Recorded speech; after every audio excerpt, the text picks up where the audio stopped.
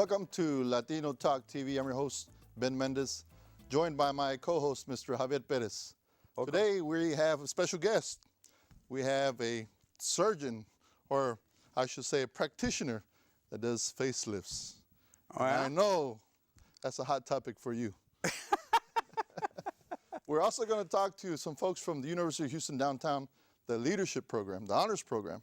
We have some smart kids in here, so watch out. Be Thank careful goodness. what you say. But first, let's talk a little politics. As you know, we have a presidential race, an election in New Hampshire this week. And I tell right. you what, now that our Senator Ted Cruz won in Iowa, it'd be very interesting to see what happens here with Mr. Trump.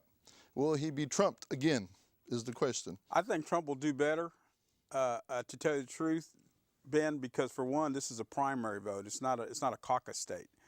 A caucus state, you got to give it to the old politicians. They know how to motivate their people and get them there. If somebody like a guy like Trump comes in, you know, he's all about people voting for him and then going home and they don't think twice about it. This is a primary state where all they're doing is voting. So I think Trump will do very well. Well, if he doesn't, then what's going to happen? He's going to lose a lot of momentum, for one. Oh, yeah? Because he was expected to win in Iowa. He's expected to win here in New Hampshire. And so if he loses both of those, I don't know what's going to happen with Trump. I think he's going to be trumped. You think he's going to be Trump? I think he's going to be trumped. Well, he's going to fall like a rock if that's the case. So you have Senator Rubio, Senator Cruz that are vying for second place right now. They're battling out. And of course, if you saw the last debate, we had all kinds of pot shots at Senator Rubio. Everybody's going for number three. For him. Everybody wants to be in the top three. Exactly. So it'd be very interesting to see what happens. Let's talk some good news. Yesterday, Super Bowl 50. Yeah. Now, I don't know if you were a Denver Broncos fan yesterday or you were with Cam Newton. No, actually, you know, I was pulling for the Houston, the ex-Houston Texans coaches, Coach Kubiak and Coach Phillips. You know, I was hoping that they would get a ring, and thank goodness they did. And also the tight end that used to play for the Texans. Oh man, I can't think of his name, but This is Daniel Owens? Owen. Well, is it Daniel Owens or Daniels? I forget his Owen name. Daniels. I'm sorry. That's right. Daniel Owens. Owen Daniels. He got a ring, so that's great for those guys. Well, not to mention the other coach, defensive coordinator. Well, yeah, Coach Phillips. Yeah. Yeah. So I will tell you that I was rooting for Cam. Okay? You were? I was. Why? You have Peyton that's already won a Super Bowl. I wanted some new blood. Yeah, but he's still young, man. He has to lose a couple before he can win. I understand, win one. but I was excited for him. I mean, he went 17-1. Yeah, that's right. Going to the Super Bowl, and actually their loss, they should have won. So they were pretty much going in undefeated. I tell you, that Wade Phillips defense was just on their game, man. They were on their game. All right. It was a good game to watch. Good game to watch. So let me introduce our guest now. We have some students from the University of Houston downtown from the honors program. So we have Miss Amy Garcia Soto. Amy, thank you for joining us. Thank you for having me. And we have Ignacio Hernandez, and then Juan Leja. Uh-oh. And we have our director of the honors program, Dr. Mary Nicholson Preuss. Did I say that correctly? Almost. Preuss. Preuss. You have a lot of trouble with that name, don't you? I do. Jean Preuss. Her husband, I have always messed up their last name. I'm not sure what it is, but Preuss. I'm going to have to remember that one. So let's talk a little bit about the honors program.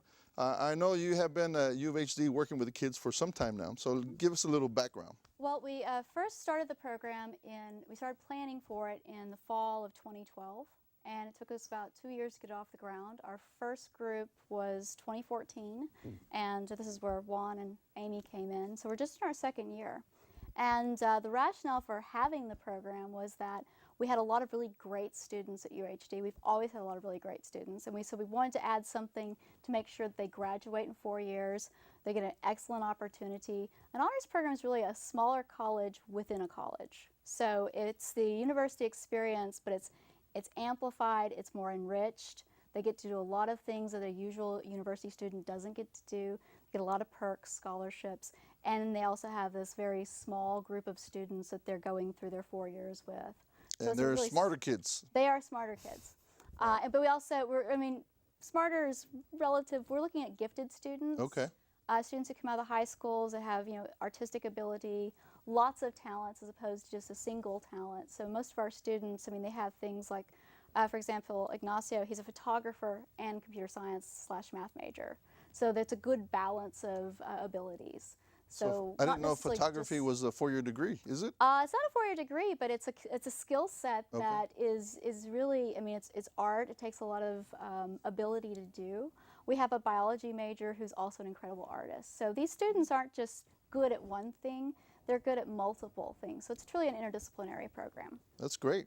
You know, I'd like to ask the artists, does having that artistic ability make you better at the other subject, at the sciences? So like how if photography would relate to computer science? Yeah. Does that help you in computer science? With computer Or science? your artistic ability? Probably, I'll say kind of like they support each other, but they can stay in their separate places. So let's say with computer science, I can go teach at a high school, which I plan on doing. And then I can also do photography on the side. So Yeah. there are two different jobs, I guess you can say, that I would like to do in the future after I'm able to graduate. You know, and it's amazing how arts and sciences has developed over throughout the centuries. You know, can you name me one of the probably the most famous artists / scientists ever to live? I mean, if you think about it, artists and science would go hand in hand. Leonardo da Vinci was an artist and a scientist. Man, I didn't know Yeah. you were such a historian. Well, you know, the reason I learned this, Ben, I learned it because of STEAM, science, technology. Well, it's science, technology, STEM first, science, technology, engineering, and math. But at TBH, we push STEAM, science, technology, engineering, arts, and math. That kind of gets the whole rounded person there. And you know, because 500 years ago, there was no difference between an artist and a scientist. They were both the same. And just until the last couple hundred years, we put that division into it. And then, you know, just recently, we've kind of said, oh, you know, art kind of gets pushed aside. But it's very important in the creative process. So I'm glad to see that these kids have that artistic ability. I want you to know we have a history major here, computer science, and history major. So I'm just curious, why history? What do you want to do when you grow up? I want to teach. I have a passion for it. I like learning what happened and all of the events that happened before that led us to be in this moment and the remaining effects that it has. And I'm an immigrant, so I come from nothing, and I like knowing where I am, the country I am, the history behind it. And Where are you from? I'm from Mexico originally, so I like learning everything behind me because I come from nothing. Why history? That's a hard path because first I started with business major. I took one math class that was very terrible. So I had to I feel retake it, you. make I the feel you, grade, yeah. girlfriend. So that completely shifted my gears. It went into, okay, I'm not very good at math. Let's try some, maybe writing, maybe history. And then with the honors program, Dr. Nicholson was actually able to get me to talk to the Houston Public Library, and I got an internship there, a fellowship there, I'm sorry. And I started working with archives and really old documents that were specifically with the LULAC information. So that suddenly sparked up my interest, and I said, history it is.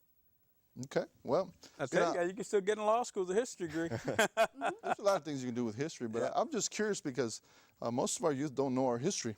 Yeah. You know, there's a lot of history out there, just here in our community. If you think about all those folks that are clueless that this used to be the state right here. This used to be the capital of the state of Texas. They're clueless about that. Right down the street, actually. Yep.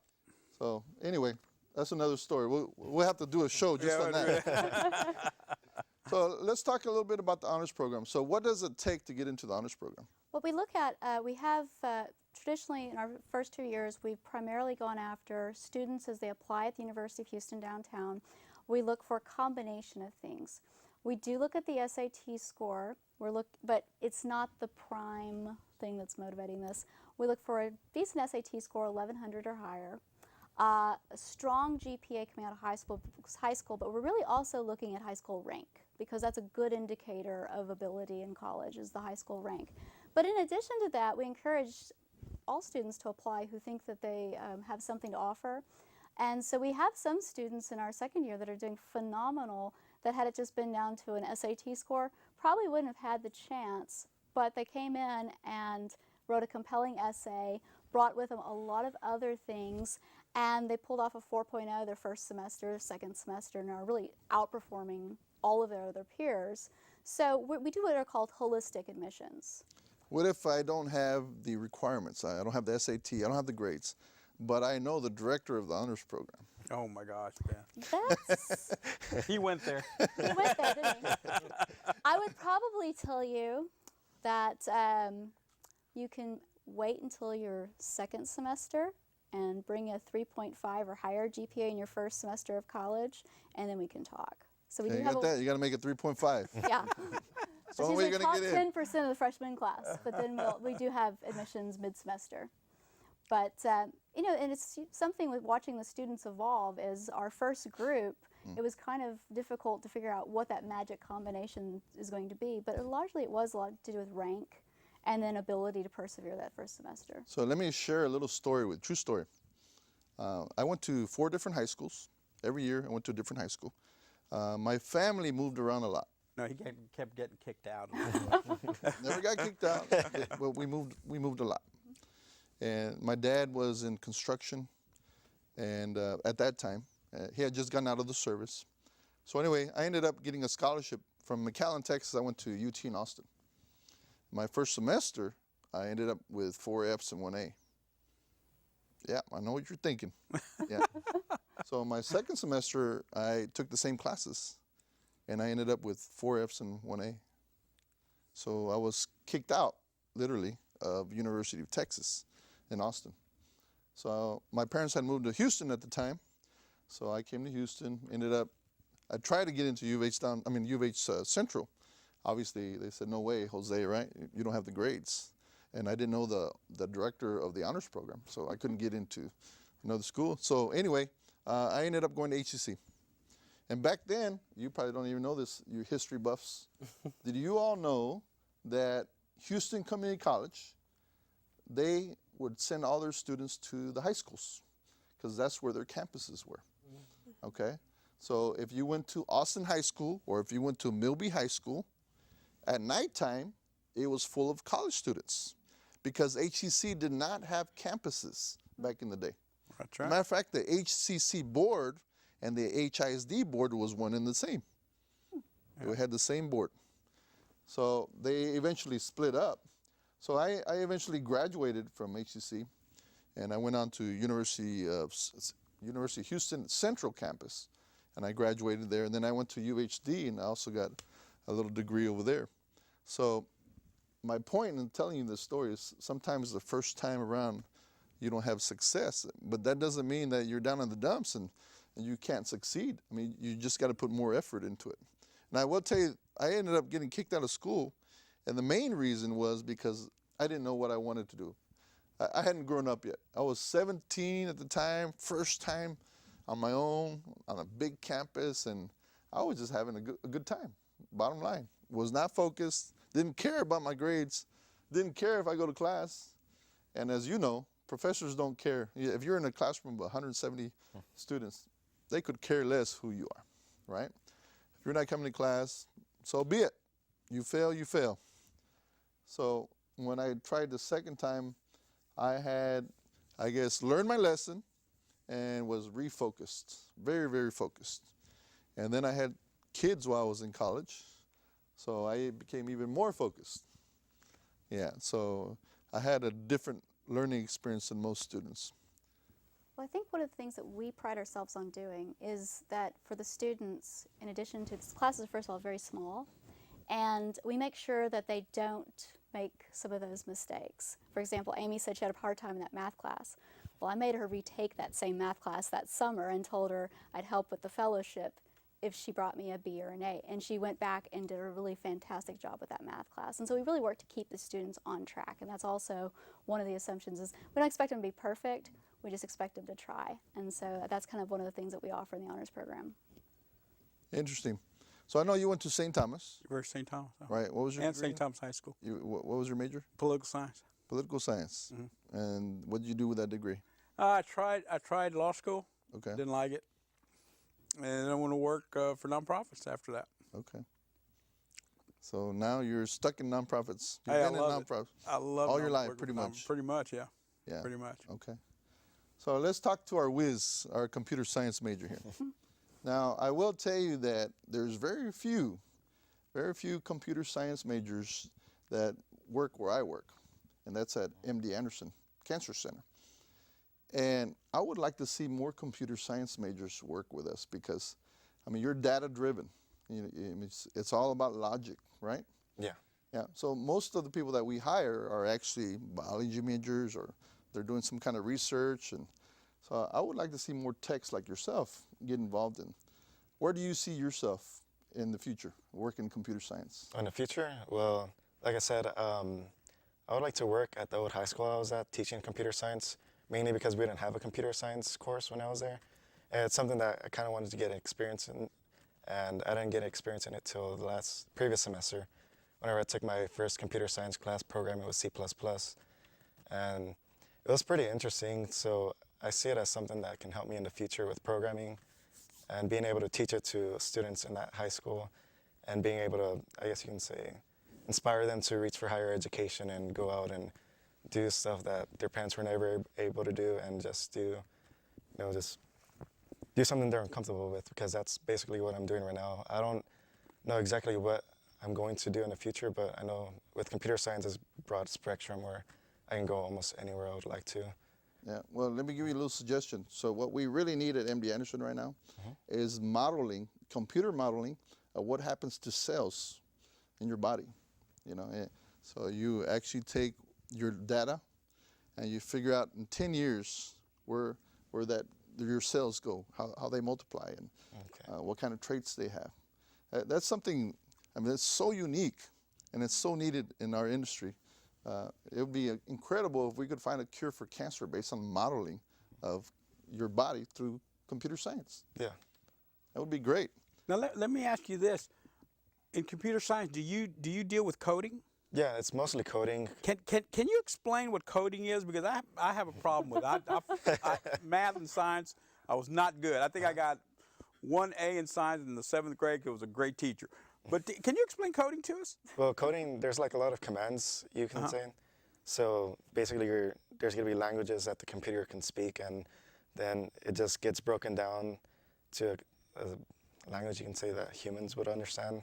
Because there's a difference between the language that we actually type in and the language the computer understands.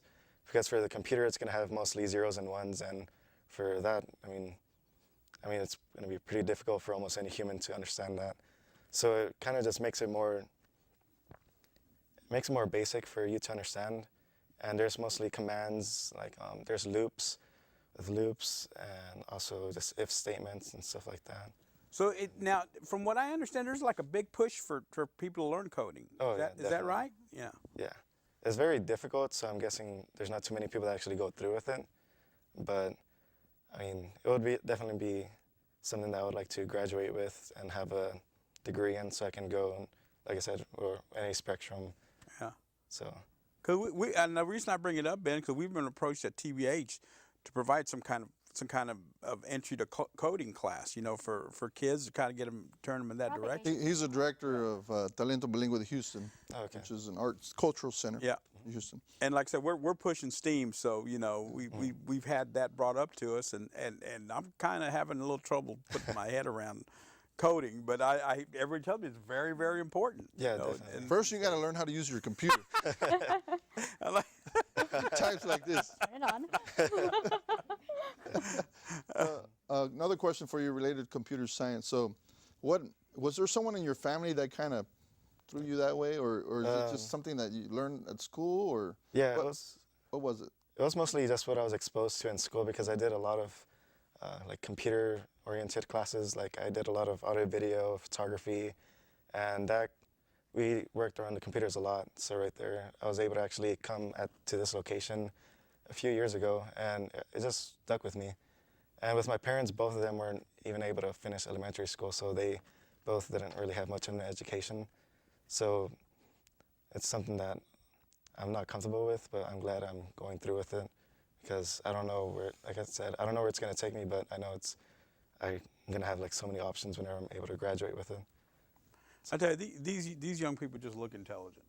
I just look at them, they look intelligent. I said, my goodness, you know. What are you trying to say? Oh, man, me and my brother, a bunch of knuckleheads. Well, actually, I had a brother that was a doctor, so he wasn't allowed. But after that, we went knucklehead pretty quick down the line. But I tell you, it's great. Now you were at Reagan, right? Yes, correct. Is this before they went totally with laptops? Yes, right Yeah, after I think now graduated. they have lot the Yes. year after you graduate. Right after yeah. I graduated, they assign students laptops, and I think it's a wonderful thing because not many students have access to internet or a computer at home. Oh, so they can take the computers home? Yeah, they have no books. Everything's They on assign them? laptop. Yes. Oh, okay. Everything is done on Yes, laptop. they Yeah. get their own laptops, or if they don't have internet service, the HIAC helps them get some. Interesting. I didn't know that. Yeah. So I'm assuming Davis did the same? Yeah, they got the same laptops as well. And Okay. like you said, they got the same program where they can like install the Wi-Fi at home. And the Wi-Fi just works with any places. So you can go like to Starbucks or McDonald's or just wherever they have Wi-Fi and just work on your laptop right there. Hey, you went to the news school. They must have some technology there. Went to Chavez? Chavez High So, School. Prep school in Chavez, the so- college prep. Yes. Chavez is what, 5, 6 years? How old is Chavez now? Ooh. It's probably a dozen years. It's about 10. I wouldn't be. Is it that old? Yeah. Has it been that long? It probably. It So might you're have. the newest school compared to these folks. I mean, Davis has been around probably since before I was born. Yeah. Yeah, and Reagan has all. And I was born in 1990, by the way. Yeah. Okay, so let's talk a little bit about history. Now, I'm assuming you're taking history like from way back in the day. I'm barely starting, so just this semester. So I can't ask you any trick questions? No, not yet. We'll have to save it for next time. Yes. So does the history interest you from way back in the day or like recent history? Well, I've taken courses only from back in the day, so a lot of the things that happened back in the day, that's the only thing that has interest to me. So recent history, I haven't really studied so much, but I am Does politics interest you? sometimes. Yeah. The history, the political Yes, here in Houston or just U.S. wide or U.S. wide. U.S. wide? Okay. So are you following the presidential race?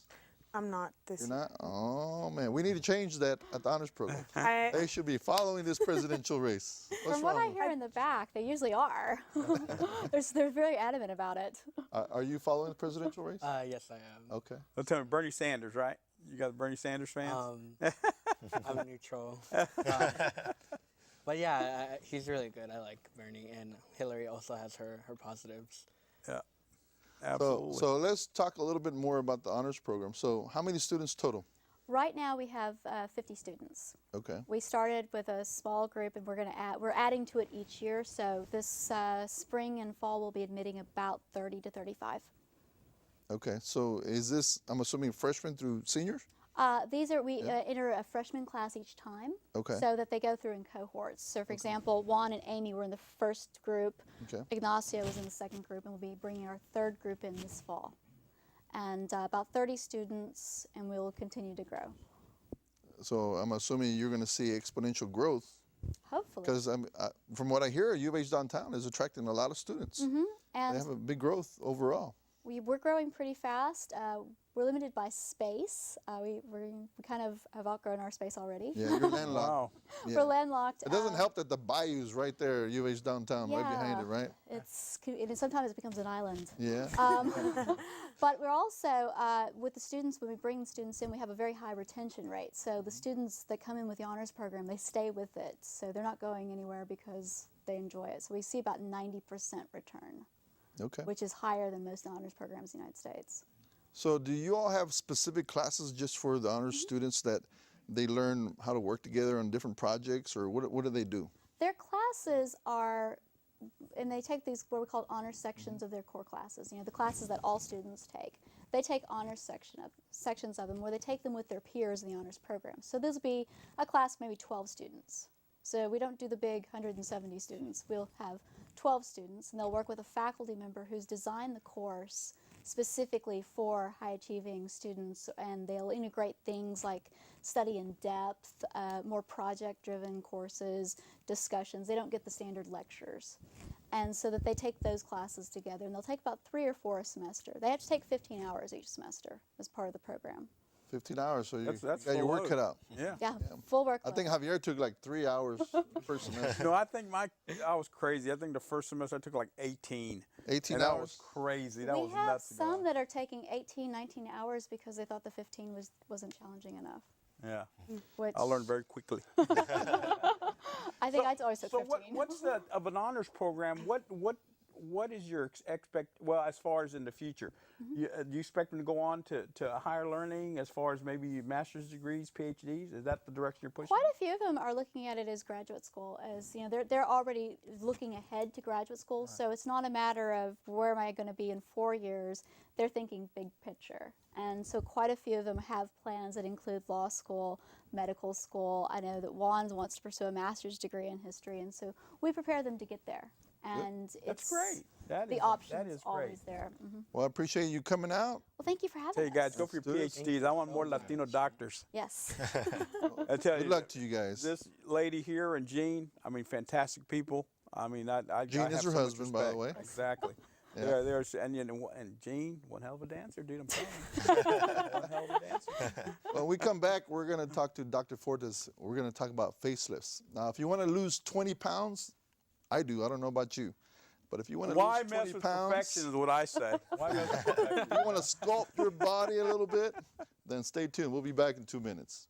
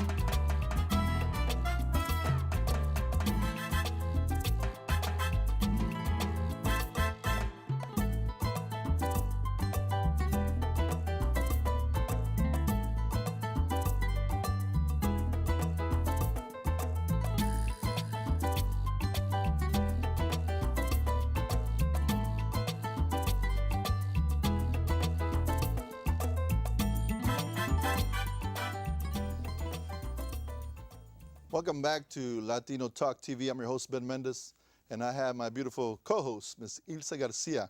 Thank you, Ilsa, for joining us. Thank you for inviting me. And now we're going to talk to Dr. Fortes. Of course, we talked earlier about facelifts, perhaps sculpting, and I'm sure some of you viewers would like to know a little bit more about that. For me, I want to lose 20 pounds, Doc. Can we make that happen overnight? Actually, the best way to go about it is to identify what weight is going to be best for you and do everything you can to get there on your own. And then whatever doesn't come off or whatever remains out of proportion, you come to see me and we take care of it. So I see you brought some of your friends with you. Why don't you introduce your friends? Yes, this is my assistant, Denise Bautista. Okay. This is Adelina Falfan. And this troublemaker over here? Virgie This is Ornelas? Virgie. All right, so if I do want to get some sculpting done, and let's just say I can't get rid of my love handles. You said you have to be on a diet and run and lose the weight yourself first, right? Okay, so, but if I still have those love handles that just don't go away, and I'm sure a lot of people have those love handles, what's the process? That's a great question. I always ask patients what is motivating them to have plastic surgery. And if the motivation is they want an alternative to dieting or an alternative really to a lifestyle change, a healthier lifestyle change, then I'll say that what I offer is not going to achieve long-term results for them. Because really, lifestyle changes is what's going to maintain whatever results a plastic surgeon creates for that particular patient. But what you were saying is something that's out of proportion. Love handles happen to be areas that are out of proportion for many people, regardless of what the weight. You may be 100 pounds and still have little love handles, or you may be much heavier than that with love handles. So it's really identifying what the goal is for that particular patient and trying to work them or trying to help them through reaching those goals. Well, I don't know about you, but it's been a long time that I've been wanting to do something to my body, whether it be, what do you call this? What is the medical term for this? Your double chin. What's the medical Well, term? it's a neck lift Neck or lift, okay. liposuction of the chin Okay. are a couple of ways of correcting it. Or do you do hairlines? Yeah, You do hairlines? absolutely. As you can tell, I'm losing some of my hair. So obviously it's very expensive, and some people just don't have the money to do it. I mean, so there's not really an alternative, right? I mean, it's you either do it or you don't do it, right? There's That's no correct. alternative. Well, there's a false idea that plastic surgery is for only rich people, and that's not so. I mean, I see a variety of patients of all walks of life, people who are school teachers and people who are not of high means, and they save up their money, they come in for a particular thing that really, really bothers them, and it's worth it to them. It's worth it for their self-esteem.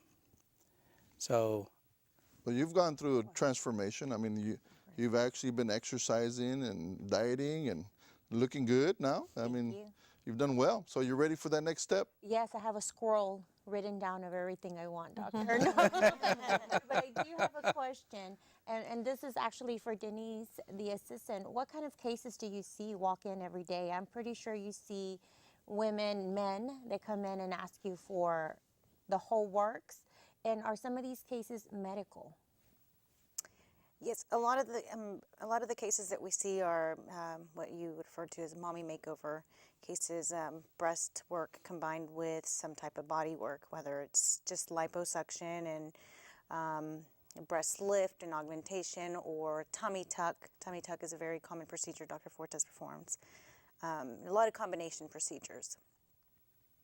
And I'm just curious how long it takes to get over your surgery. Is it like 6 months? So if you do like a tummy tuck, or is it 3 months? Is it 3 weeks? What is The it? recovery goes in different stages. The first few days, patients are taking pain medications. They can't drive themselves around.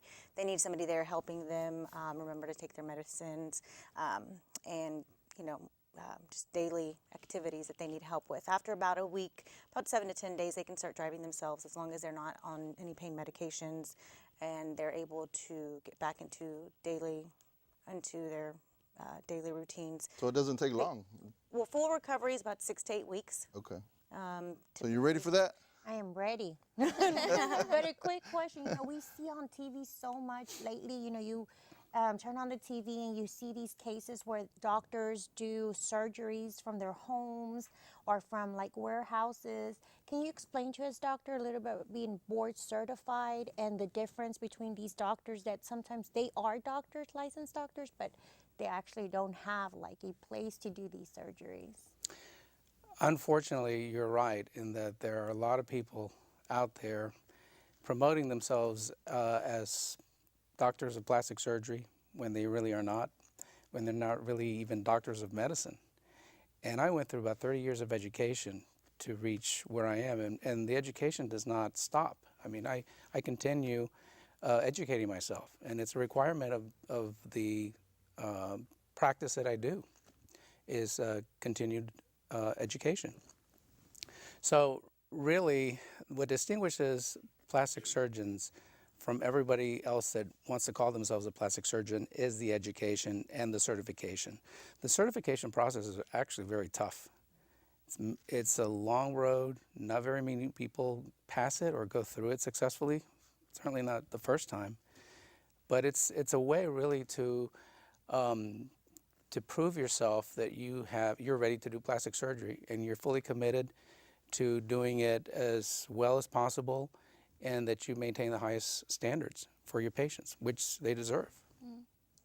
Wow. So if, say, I would go to your place of business and I say, okay, I want to have everything done. So who do I look for? I look for somebody that has MD and board certified at the bottom. Well, not just MD and not just board certified, but they have to be board certified in plastic surgery. Okay. Because that's sort of a little bit of a hook or a trick that sometimes people may fall into that trap of thinking that board certification means that anybody who's board certified can do plastic surgery. It doesn't matter what their background is. It could be head and neck surgery, it could be OBGYN, it could be family medicine, it could be any of these things, which does not mean that they've had an adequate or recognized training in plastic surgery. So, Eddie, tell us a little bit about your experience. Well, I went through a very long search for the right plastic surgeon for me, in my case. So I've known Dr. Fortes for many years now, but I did all my research, make sure that all the credentials checked. I had references by good friends that had already met him and that had had surgery. So I think that would be the best source as well. Ask people around you, get on the internet. Research your doctor. I think that is very important. So when I met him, we instantly clicked. He has a wonderful bedside manner. He is an awesome doctor, and he's a perfectionist, which that's what you're looking for when someone is working on you when you're Sounds asleep. like a paid commercial here. So, and you ask around, and you check, and they are very knowledgeable, and they will let you speak with someone that already had a surgery or a patient of theirs. I think And you need to that take her is to dinner awesome. tonight. How about your experience there? Well, I work with we have 6 doctors, but, and everybody has their specialty, each doctor. And I always tell people Dr. Fortes is kind of the jack of all trades because I see his work. I'm very impressed. He is double board certified also. So his work is fabulous. It's like an art. I love it. I love to see his work, and he's got great bedside manners, like she said. So I'm very impressed and very proud. What's the most popular thing right now? What's the in thing? I would think, and we've been getting a lot of, is the Brazilian butt lift right now. You're going to have to explain to our viewers what that is. Well, I think Dr. Fortes can explain it a little bit more, but What is it's it? awesome. It looks It's a Brazilian butt lift? Butt lift. Yeah. Actually, it's a way to enhance the sculpted look of the buttock, because not everybody is blessed with a round, shapely, lifted buttock. And for those who aren't blessed with that, there is a way to surgically create it. You think we can help our co-host Javier Perez? sculpt them. Is that possible? Molding is possible for just Molding? about anybody. What do you Yeah. call it? Molding? Molding, yeah. Interesting. So, But it's a way really to look at the body as a whole, especially in the region around the buttock. And that can include the lower back, the upper part of the thighs, even the abdomen, and seeing how it, one area affects the other in terms of appearance. And it's literally like a sculptor would look at sculpting an object. You look at where the areas of fat don't look particularly good, and the areas where maybe fat insufficiency needs a little help. So it's really a positive and negative operation. We reduce it in the areas where the fat doesn't look good, and rather than throwing it away, we utilize it. We actually take these living fat cells and inject them into the butt, and it's a very tedious operation, and it takes a lot of skill to do it properly. would you do it to yourself? Would I do it to myself? Not to myself. I was like, I'd have to be asleep. So, would you recommend it? I mean, is it something? Absolutely, Yeah? Okay. absolutely. You know, it's the rare individual that comes in that probably wouldn't want a little help in the back. I can go with that.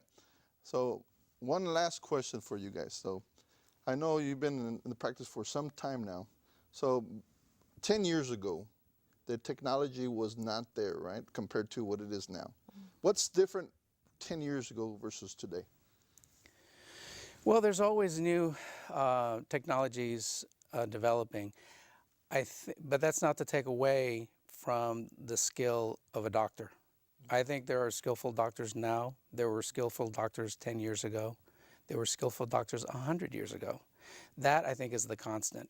I think probably what's different today and probably will be different in the future is that there are these other things that we call technology, whether it be laser treatments or other modalities that have been developed through scientific investigation that allow plastic surgeons, in the case of my field, to use those technologies for the betterment of the patient, maybe to do an operation with a little bit less downtime, or to do an operation with less bruising, or less pain. All those things are ultimately to the benefit of the patient. Yeah, you're going to have to put me to sleep. I can't take pain. I don't want them cutting me up when I'm still awake. Would you agree? I agree. Much medication as you can. So when I go in for the Brazilian, what's it called? The Brazilian butt lift. I BBL. want you to take care of me. Everybody knows it. It's on the internet as BBL. BBL. BBL. Brazilian BBL. butt lift. I had never BBL. heard of it until I met you all. Well, now you know. Now I know. Yeah. So thank you again for coming out. Thank you. Appreciate you all and yourself as well. Thank you. So when we come back, we're going to talk to Dr. Love. Valentine's is right around the corner. So be back in 2 minutes.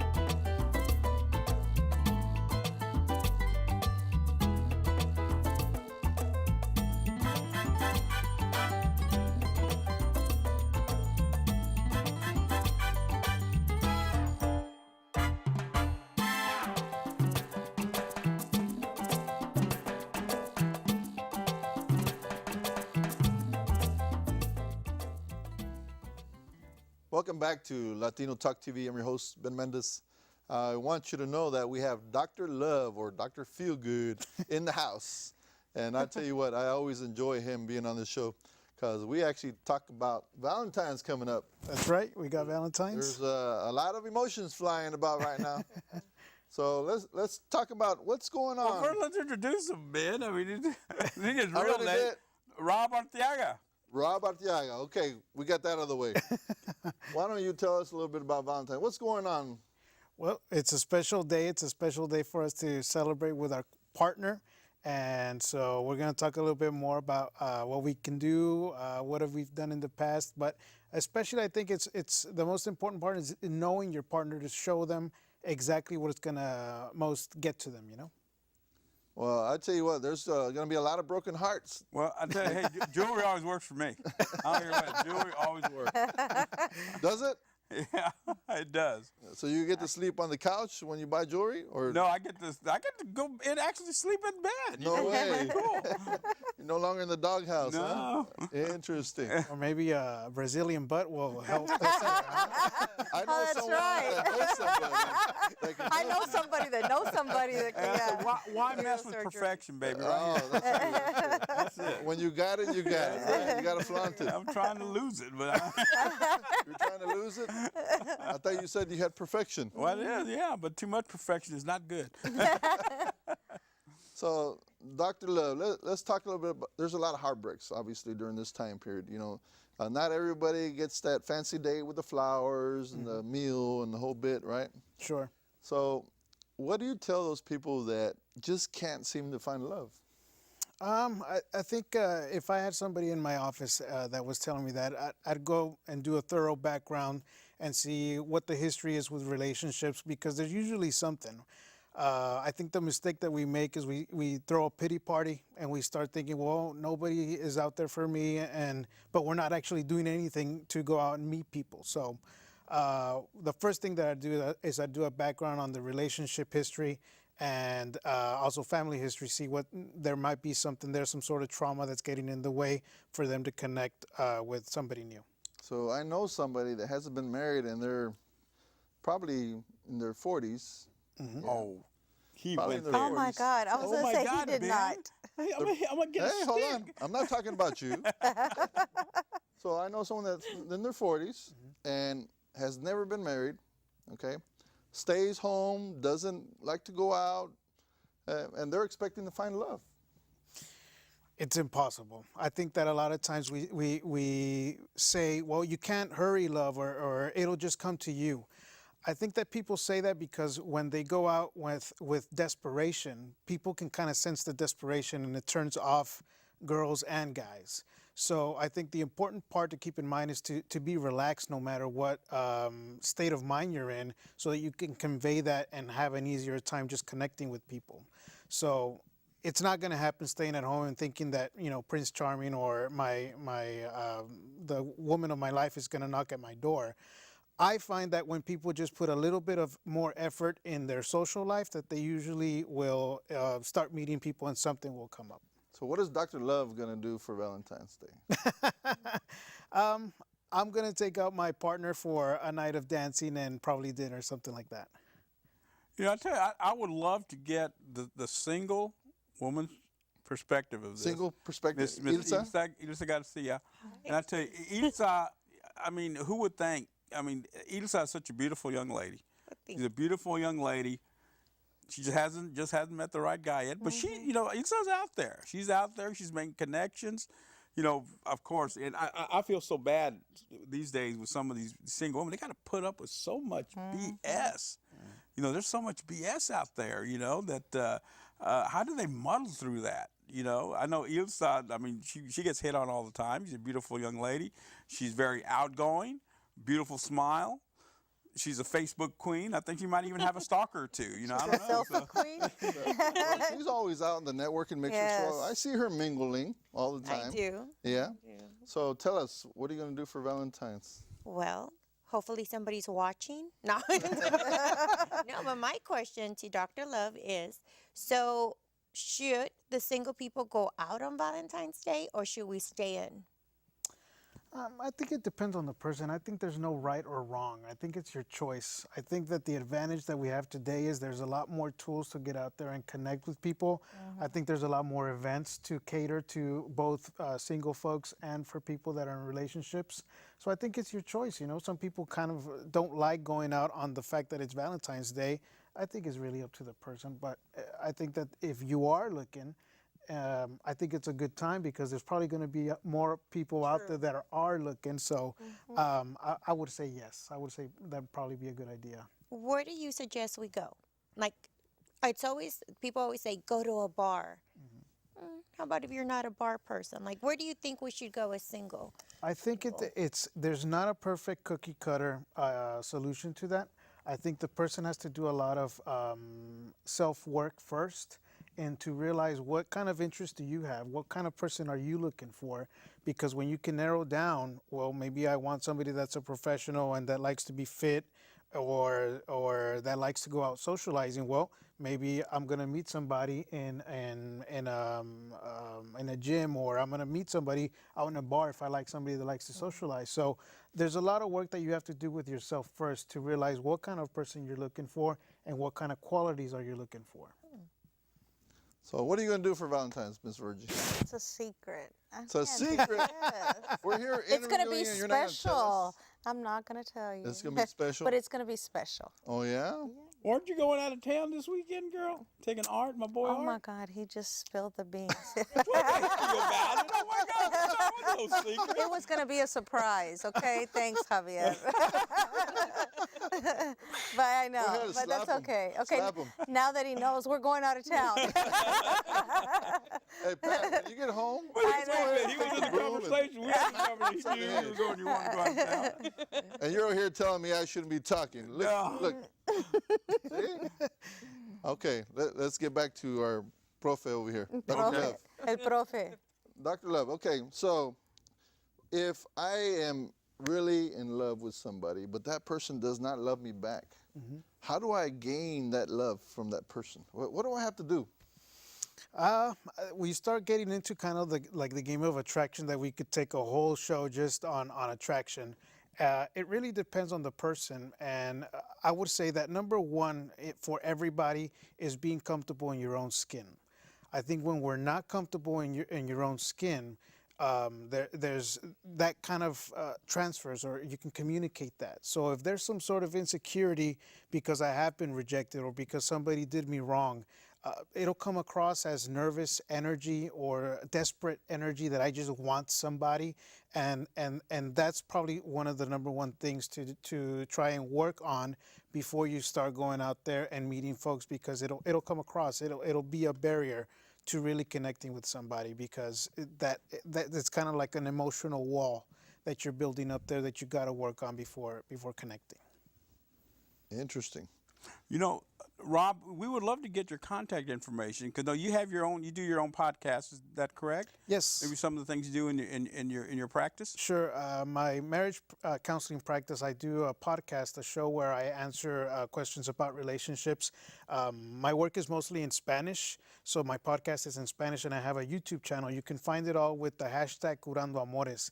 If you Google hashtag Curando Amores, you can find all my work where I answer questions from folks that write in, that listen to the show, and I go through different kinds of scenarios, a lot of infidelity questions, a lot of how to meet people, a lot of folks that are already in relationships that are going through a breakup or a divorce, asking for help. So I do that as a way to kind of help out folks that are listening or like to or have an interest in this kind of topic.